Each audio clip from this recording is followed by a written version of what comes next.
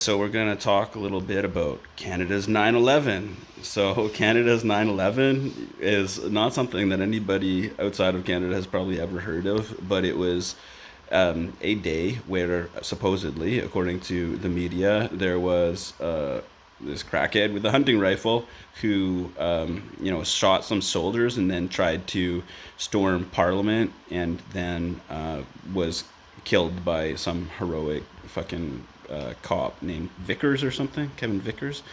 Anyway, so we're from Ottawa. I'm from Ottawa. We both lived in Ottawa, or and so we're yeah. Kit, what are your memories of I that would day? say it wasn't a big deal internationally, but what it was part of was when we got news of a terrorist attack going on in Paris, when other places get news of terrorist attacks going on and whatever. This was Ottawa's, this was Canada's terrorist attack that was all ramping up a global support for a war against ISIS or a war against Syria, whatever you want to call it.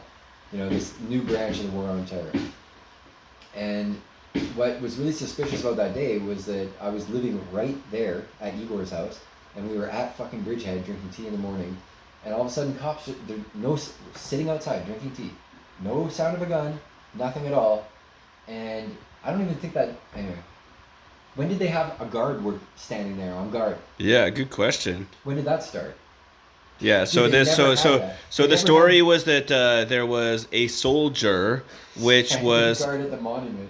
yeah, the War Monument, which is a feature of Ottawa's downtown where a couple of main arteries meet close to the Parliament buildings. There's a big War Monument. It's famous. And there's Uh, never been a soldier standing on guard there ever. Not in the history of Ottawa. That's never been a thing. And then I'm trying to think of try exceptions of this, and there's not. nothing's I mean, look it up, but I'm gonna put all my eggs in one basket and say there's not. okay. Except that post that there was. So post that now there was guys standing there, and it was part of this. Canada used to be the peacekeepers, right? Yeah. Now all of a sudden it was Canadian forces. So you think about the linguistics of that. Peace. I mean, even though we know peacekeeping is bullshit, no one's keeping any peace. But Hmm. now it's Canada's forces, you know. So Hmm. armed forces, and that is essentially they're telling you what they're doing. They're ramping up a movement towards being a military power in global geopolitical, you know, Okay, flowing but over other countries. but the picture more. So that you Okay, just hear some so I'm sitting commotion, outside. sirens. Yeah, What it's describe the commotion? What? sitting outside Bridgehead, and all of a sudden you see like a cop rip down the street, and then you see one of those OPPs rip down the street. Then you see a military car rip down the street. Then all of a sudden you see a lot of cops like driving around in circles, like no one knows what's going on. So everyone's like, "What the fuck's going on?" And they put up tape and they block everyone out. And so everyone, mind you, okay, the fucking caveat of this, I have a picture of this on a cell phone that I sent to my older brother because he loves conspiracy theories. That morning, I snap a picture of the newspaper stand, National Post, Globe and Mail, Sun, or whatever the fucking other Ottawa paper is, and all three of them, the cover story is, will Canada take the fight to ISIS? Is Canada going to join the war on terror? The The day day that of some happens. fucking morning terrorist attack on some soldier that suddenly is standing there in the morning, unbeknownst to everyone else, that no one, you know what I mean? Like, it's fucking insane. So they block off that area, and everyone is like this. And this is just coming to my theory that with phones now, I mean, we all know this, you know, our memories are worse, our ability to navigate gets worse, and our ability to see the world as it is also way fucking Yeah, well, it's okay. degraded. So, I mean, humans, like, if you smell something as a human, then you're gonna go and try and verify it with your eyes because our eyes are super good, compared to other mammals. A dog, on the other hand, if it sees something, is gonna get closer so it can smell it, and to see if it's real or see what the deal with is. And now we're at the point where these, post-human fucking automatons of fucking digital technology are, when they hear about something in the real world,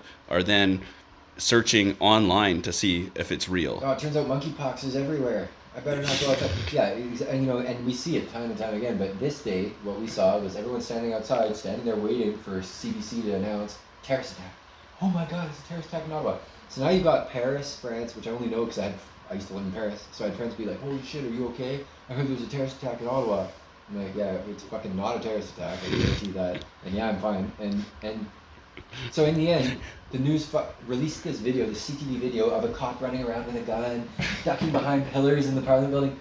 It was staged. It was absolutely 100% staged and terribly staged, like Canadian television style. Like, not very good, and you know, and like bad actors and bad And production. bad story too. The story literally is The there's story's this super. Middle Eastern dude who was living at Shepherds of Good Hope, which is a homeless shelter, and wanted to go to Syria to join with ISIS, and he got denied his travel visa and managed to get a hunting rifle somehow and went on a rampage with a hunting rifle. That's the whole story.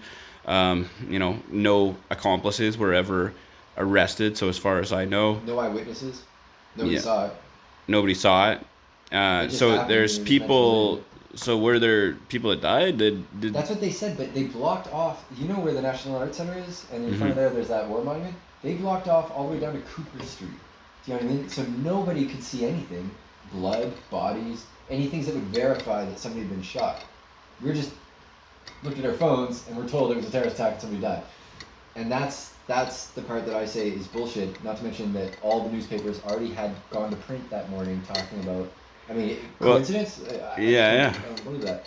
And then yeah, somebody I got picked up hitchhiking the other day, and a person who picked me up points out since COVID happened, they haven't said one word about ISIS. How miraculous! I guess maybe ISIS members are super susceptible to COVID. They're all You know, dying of m- monkeypox. well, maybe we shouldn't be trying to stop COVID because it's eliminated ISIS. So maybe it's just And AIDS. and AIDS. What happened to AIDS? This is a why is the world not celebrating the wonderful reduction in AIDS? Like AIDS apparently is no longer a problem. Which I mean, if it's true, then that's a wonderful thing to celebrate. Like why aren't we celebrating this disappearance of this deadly virus?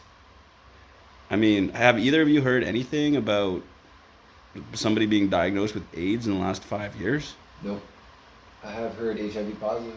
Uh, that was just at the supervised injection site there. But yeah, because I've just been hanging out with a bunch of injection drug users. You were both part of NA, so you would both know a lot of injection drug users, right? I didn't know anyone who had AIDS or died of AIDS.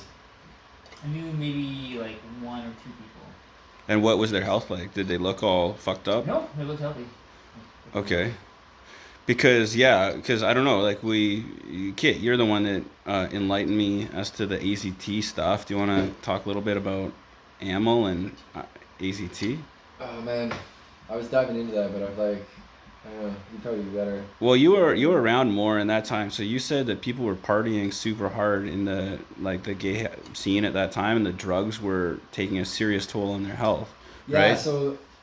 so people staying up for days and doing tons of crystal meth or whatever, partying like, you know, having lots of sex, sexual partners, and that was kind of the culture of that in the mid '80s. And then poppers were a big part of that, right? Yeah, So poppers are ammonite, amyl nitrate, ammonite. so they are apparently neurotoxic. Is this? Oh shit, damn, you know more about this than me. Let's Oh, talk about it. dude, you're the one that told me about it. But okay, well, I have looked into it more recently, apparently. Um, but yeah. Anyway, This is where Fauci. the interview falls flat. Okay, still got a minute No. left.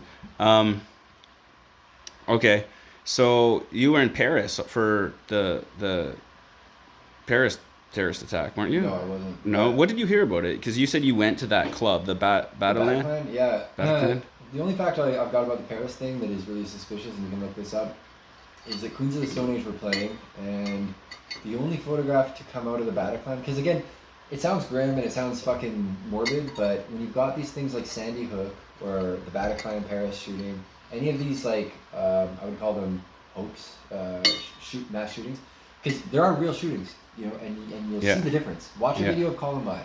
Yeah. It's shocking. It's upsetting, and that's what a shooting. The looks like. Virginia Tech one Virginia too. Tech.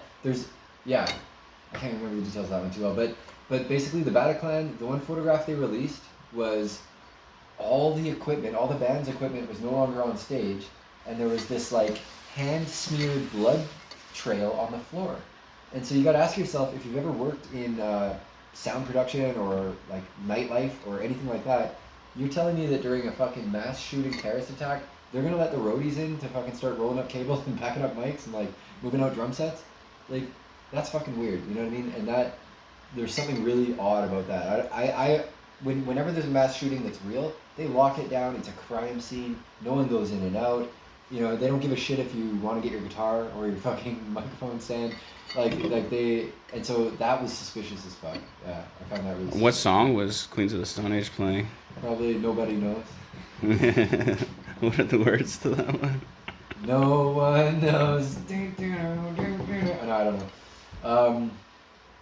Yeah, I don't know. It was a hoax. I believe it was a hoax. And I mean, you can look this shit up. I've had a lot of people. So do you think the same thing about the Vegas shooting then? Yeah, I thought the Vegas shooting. I mean, I thought the Vegas shooting was.